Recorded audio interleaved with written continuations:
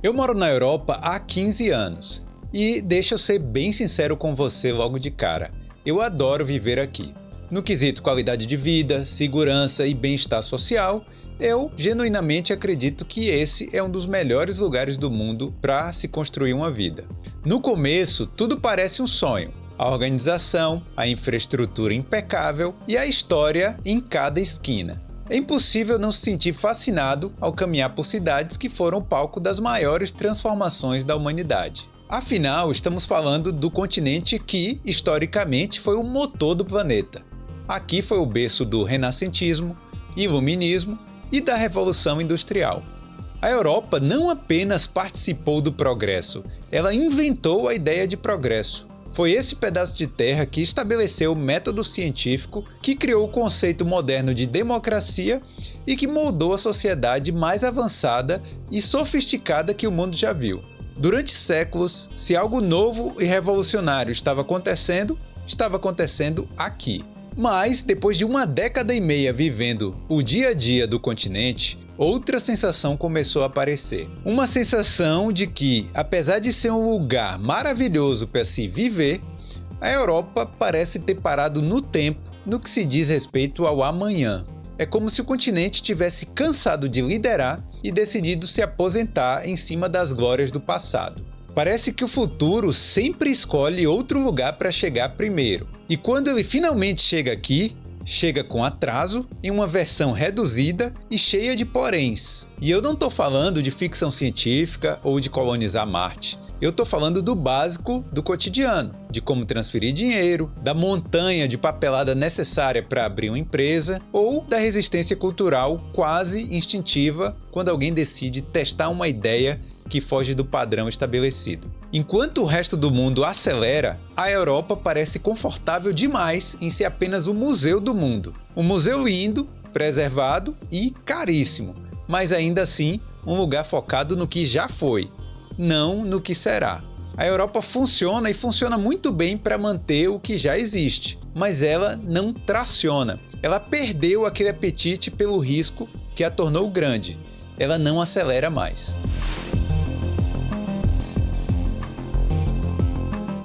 Antes de mais nada, isso não é um ataque. Como eu disse, eu amo esse lugar. A Europa é rica, é educada e transborda talento. Mas, de alguma forma, ela ficou para trás nas tecnologias que estão moldando o século XXI. E a Irlanda é um lugar perfeito para enxergar isso. Um país moderno, que virou sede das maiores Big Techs do planeta, mas que, ironicamente, quase nunca lidera o próximo grande salto tecnológico. Hoje eu quero te mostrar o sistema que produz esse atraso, porque a regulação europeia impede desde carros autônomos até prédios altos. E no final, a pergunta mais difícil: esse atraso é um erro ou é exatamente o que a Europa escolheu ser? Vamos começar pelo exemplo mais didático de todos: o dinheiro. No Brasil, em 2020, o Banco Central lançou o Pix. E a transformação foi brutal. Em poucos meses, ele deixou de ser apenas uma novidade para virar a infraestrutura básica da sociedade. Do vendedor de coco na praia até a multinacional, tudo passou a ser instantâneo, gratuito e disponível 24 horas por dia. O Brasil deu um salto de 10 anos em apenas um, resolvendo um problema sistêmico com uma eficiência que o mundo inteiro passou a estudar. Agora, olhe para o contraste europeu. A tecnologia de pagamentos instantâneos, o chamado SEPA Instant, já existe por aqui desde 2017. A ferramenta estava pronta na prateleira, mas durante quase uma década ela foi tratada apenas como algo opcional, sem incentivo financeiro para mudar ali o status quo. Os bancos tradicionais preferiram continuar cobrando taxas por transferências rápidas ou simplesmente manter a burocracia dos depósitos que levam dias para cair. Enquanto os reguladores hesitavam e os bancos protegiam suas margens de lucro, o sistema europeu continuou lento, funcionando apenas em dias úteis e horários comerciais, como se ainda estivéssemos nos anos 90. Só agora, em 2025, é que a União Europeia finalmente perdeu a paciência e obrigou os bancos a tornarem os pagamentos instantâneos o padrão obrigatório. São 5 anos de atraso em relação ao Brasil e quase uma década de oportunidade desperdiçada. Isso deixa claro que o problema não é falta de engenheiros geniais ou de tecnologia de ponta, é o atraso institucional. É uma estrutura tão pesada e burocrática que a Europa perdeu a capacidade de decidir e agir na velocidade do mundo digital. Enquanto o Brasil tem o Pix, que é um pagamento totalmente instantâneo, a China, você faz o pagamento apontando a sua palma da mão para a maquininha. E vários outros exemplos de países que tinham todo esse pagamento instantâneo, essa transferência de dinheiro imediata, em vários lugares da Europa isso não acontecia. Então a gente tem um bloco que tem uma moeda única, mas você não consegue transferir de forma rápida e instantânea de um país para o outro na velocidade que deveria ser e na velocidade que o comércio é feito hoje em dia. Agora, olha para a mobilidade urbana e a logística. Na China, em metrópoles como Shenzhen ou Pequim, os robotáxis já são uma curiosidade futurista. Eles fazem parte da paisagem funcional. Você chama pelo aplicativo, o carro chega vazio, sem motorista e te leva ao destino com uma eficiência que já se tornou banal. Nos Estados Unidos, empresas como a Waymo enfrentam ali a burocracia e o escrutínio público, lidam com polêmicas e até protestos, mas continuam avançando e expandindo suas frotas em Phoenix e São Francisco. Lá, o erro é tratado como um documento estatístico, uma falha que gera ali uma correção de software e aproxima a indústria da perfeição. Existe uma aceitação cultural de que a inovação exige o risco do aprendizado em tempo real. Na Europa, a cultura é diametralmente oposta. É verdade que existem testes por aqui. Você tem a startup Wayve operando ali em Londres, ou a Volkswagen testando vans autônomas com a tecnologia da Mobileye em Munique e Hamburgo.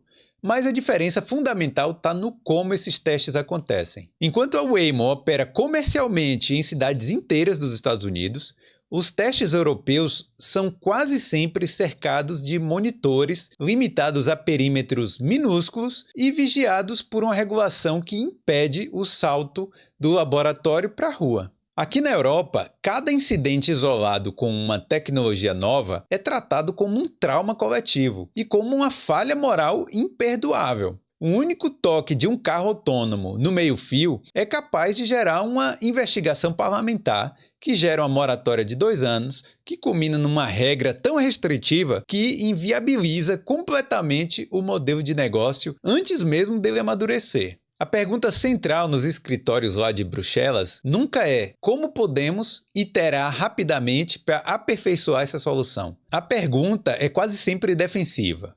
Como podemos garantir, por meio de leis, que absolutamente nada dê errado? Então, a precaução vence o espírito da exploração. O caso da Manna, aqui na Irlanda, é o exemplo mais doloroso disso no setor da logística. A Manna é uma empresa irlandesa brilhante, com a tecnologia de drones de entrega que está entre os melhores do mundo. Eles têm o capital, têm o produto, têm a vontade, mas em vez de estarem operando em toda a Europa, eles passam anos limitados a testes em vilas específicas, como Balbriggan ou Blanchardstown. Mas por quê? Porque as regras da EASA, que é a Agência de Aviação Europeia, são tão densas e tão cautelosas que escalar para uma cidade grande como Dublin torna-se uma maratona burocrática de anos. Enquanto a Manna luta para conseguir licenças para voar sobre uma estrada ou lida com debates infinitos sobre o ruído das hélices, empresas na China já realizam milhões de entregas comerciais reais por drone.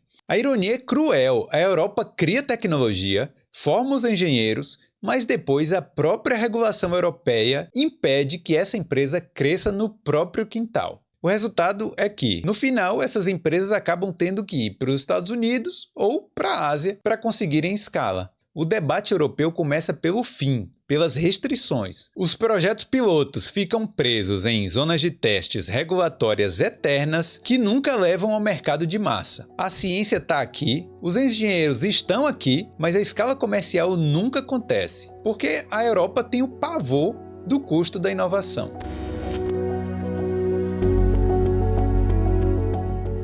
Até a forma como as cidades europeias são construídas contam com essa história de estagnação. Já reparou como é raro ver um arranha-céu ou um novo centro comercial vertical por aqui? Enquanto cidades como Singapura ou Nova York crescem para cima para otimizar o espaço e recursos, em quase todas as grandes capitais europeias, a regulação impede prédios modernos e altos sob o pretexto de preservar a linha do horizonte ou manter a estética intocada de séculos atrás.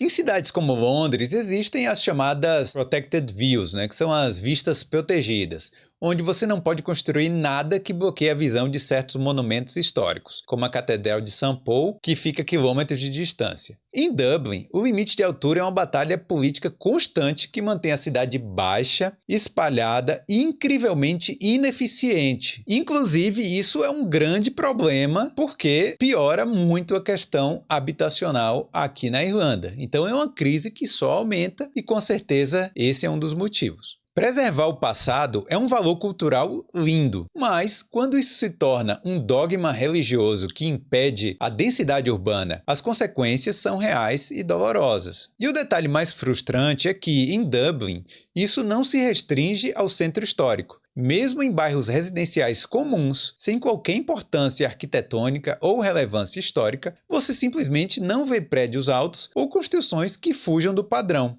Existe uma barreira invisível que impõe o modelo de casas baixas em todo o condado. Se alguém tenta propor um prédio de apartamentos mais modernos em uma área periférica, a resistência é imediata. Então não é sobre proteger o que é velho, é sobre o medo de qualquer coisa que pareça diferente ou eficiente demais. Sem construir para cima, as cidades europeias enfrentam crises de moradia sem precedentes, com aluguéis que devoram o salário da nova geração. Além disso, a falta de densidade impede a criação de novos hubs tecnológicos vibrantes, forçando a infraestrutura a se espalhar horizontalmente, o que encarece o transporte e destrói o meio ambiente. A cidade europeia moderna corre o risco de virar uma maquete fóssil, perfeita para o turismo de museu, mas hostil para quem precisa de um ambiente mais dinâmico para viver e inovar. É o sintoma definitivo de uma cultura que prefere o conforto do que já conhece, mesmo quando esse modelo já não oferece respostas para os desafios habitacionais e econômicos do presente.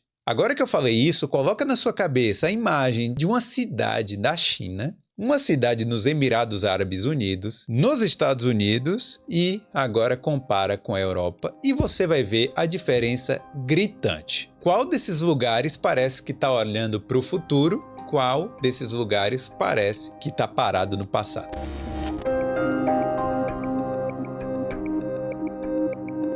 Se você olhar para as 10 empresas mais valiosas do mundo, a conta simplesmente não fecha para a Europa. O topo do ranking é um duopólio ali entre os Estados Unidos e a China, onde nomes como as 7 magníficas, Apple, Microsoft, Alphabet, Amazon, Nvidia, Meta e Tesla ditam as regras do jogo. O market cap de apenas uma dessas empresas, como a Apple, chega a ser maior do que o PIB de vários países europeus inteiros. A Europa, quando aparece no topo, é com gigantes do velho mundo. Marcas de luxo como a LVMH, farmacêuticas como a Novo Nordisk ou gigantes de energia como a Shell. São empresas excelentes e rentáveis, mas elas não modam a fronteira do futuro digital. O resultado é a perda total da soberania tecnológica. Hoje, praticamente toda a infraestrutura digital da Europa, desde o armazenamento de dados governamentais às comunicações militares, roda em servidores da Amazon, AWS, Microsoft, Azure ou Google Cloud.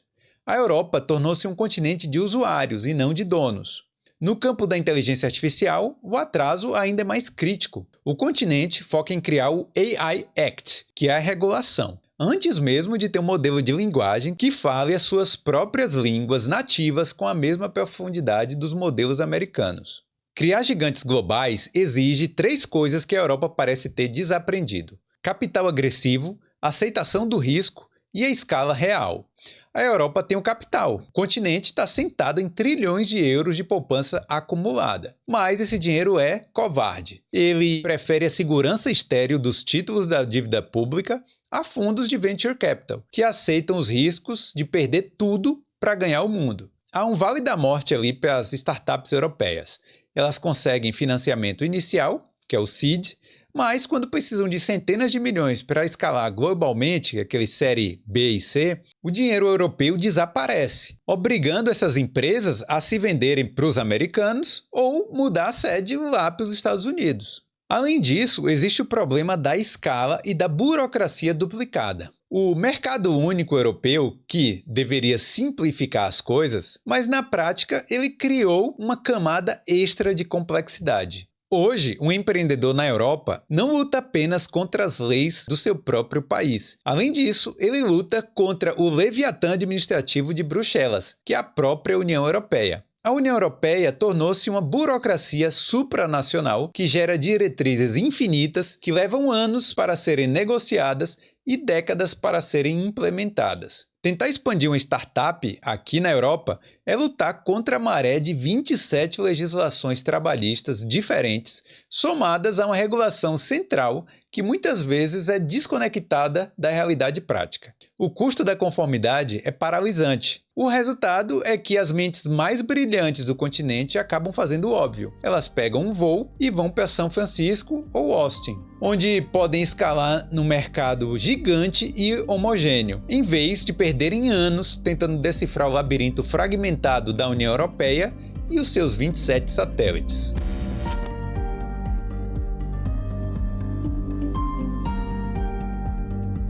Mas se você quer ver o atraso em estado puro, olhe para o céu e para as fábricas. Enquanto a SpaceX nos Estados Unidos revolucionou o acesso ao espaço com foguetes reutilizáveis que pousam sozinhos, a Europa passou a última década focada no Ariane 6. O Ariane 6 é um foguete descartável baseado no modelo de engenharia de 30 anos atrás. Ele já nasceu obsoleto. E por quê? Porque ele foi um projeto de um comitê. Então, cada país da União Europeia queria fabricar uma peça do foguete para garantir empregos locais, priorizando a política interna sobre a eficiência tecnológica. O resultado é um foguete caro e lento, no mundo que já voa com naves reutilizáveis. E na robótica, o silêncio europeu é ensurdecedor. Nos Estados Unidos, vemos o Optimus da Tesla e o trabalho de décadas da Boston Dynamics, que tem o seu robô humanoide, o Atlas, e o quadrúpede Spot. Então, a Boston Dynamics transformou o que parecia ficção científica em tecnologia comercial e industrial de ponta. São empresas que avançam rapidamente em humanoides e robôs de serviços. Na China, vemos uma explosão de startups de robótica com uma escala de fabricação imbatível. E na Europa? Quase nada. Temos pesquisas acadêmicas brilhantes, mas nenhuma empresa de escala global que esteja construindo o corpo da próxima revolução. O campo da biotecnologia e da pesquisa de doenças é talvez onde o contraste entre o potencial acadêmico e a paralisia prática é o mais nítido. Quando comparamos a Europa com Estados Unidos ou China, a correlação entre burocracia e o atraso na saúde é assustadora. Enquanto os Estados Unidos têm um ecossistema de biotecnologia vibrante que atrai 10 vezes mais o capital de risco do que a Europa, o continente europeu está preso a modelos de farmacêuticas tradicionais que lutam para inovar sob leis de proteção de dados, o GDPR, que são extremamente rígidas. Um exemplo emblemático e que causou um enorme alvoroço aqui na Irlanda foi o da Genomics Medicine Ireland. A empresa tinha o objetivo audacioso de sequenciar o genoma de 400 mil voluntários, quase 10% da população do país, para criar um banco de dados que pudesse acelerar curas para doenças genéticas raras e diversos tipos de câncer. No entanto, em vez de ser celebrada como um hub de inovação médica global, a iniciativa foi recebida com uma avalanche de críticas e desconfiança. A mídia e os reguladores focaram quase exclusivamente nos riscos teóricos, houve um pânico generalizado sobre a privatização do Código Genético Nacional e dúvidas agressivas sobre como os dados seriam geridos por uma entidade privada. A pressão foi tão asfixiante, vinda inclusive ali da Comissão de Proteção de Dados, que o projeto perdeu o fôlego e acabou sendo absorvido por grupos estrangeiros, deixando para trás um potencial desperdiçado. Na China, empresas como a BGI Genomics estão fazendo exatamente o oposto, coletando dados em escala massiva para treinar modelos de inteligência artificial que detectarão doenças antes mesmo dos primeiros sintomas.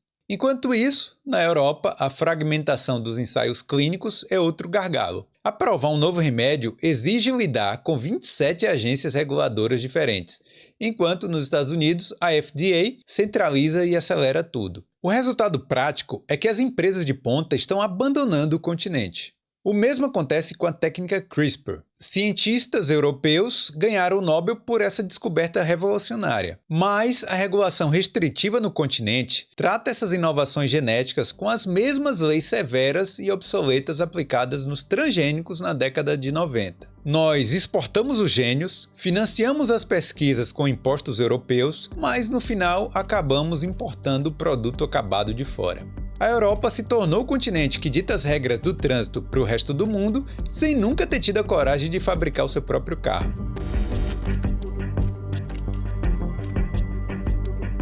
Mas aqui está o ponto. A Europa não é atrasada por incapacidade técnica. Ela é atrasada por uma escolha consciente de valores. Essa lentidão sistêmica e esse excesso de cautela regulatória são as moedas que o continente usa para comprar a sua famosa qualidade de vida. Quando a União Europeia implementa leis como o GDPR ou AI Act, ela sabe que está dificultando a vida das suas próprias startups em comparação com as americanas ou as chinesas. Mas ela decide que privacidade do cidadão e a ética digital são direitos negociáveis, pelo menos no papel, né, gente? Mesmo que o preço disso seja o atraso tecnológico. A Europa decidiu que a estabilidade, a preservação do meio ambiente e o bem-estar do trabalhador valem mais do que o próximo unicórnio de $1 bilhão.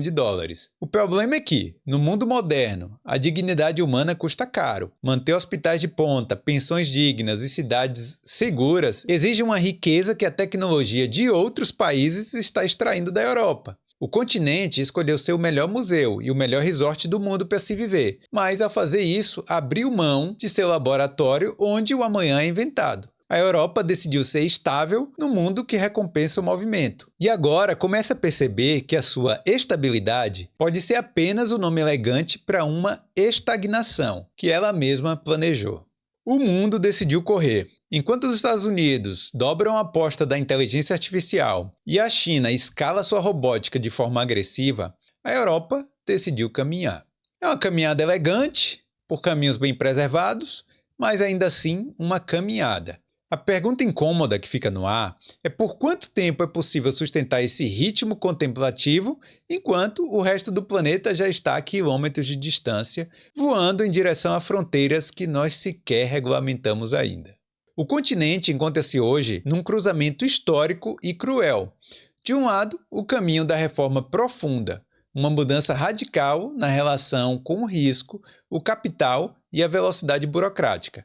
Do outro, a aceitação definitiva de um novo papel no tabuleiro global. A Europa corre o risco de se tornar o condomínio de luxo do mundo, um lugar seguro, esteticamente impecável e socialmente equilibrado, mas tecnologicamente irrelevante. Um continente que consome o futuro criado por outros, pagando pedágio de inovação para potências estrangeiras para manter um estilo de vida que sua própria produtividade interna já começa a não sustentar.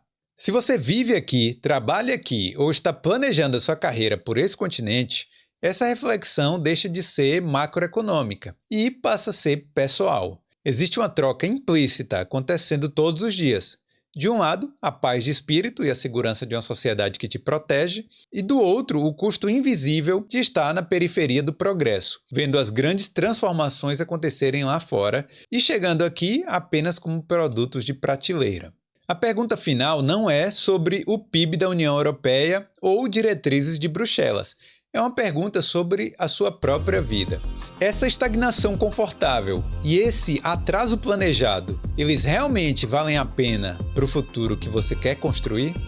Galera, esse aqui é o Bolder Podcast. Aqui a gente conta histórias de brasileiros que tomaram a decisão ousada de sair do país. Se é a sua primeira vez aqui, não esquece de se inscrever aqui no canal e deixar o like nesse vídeo.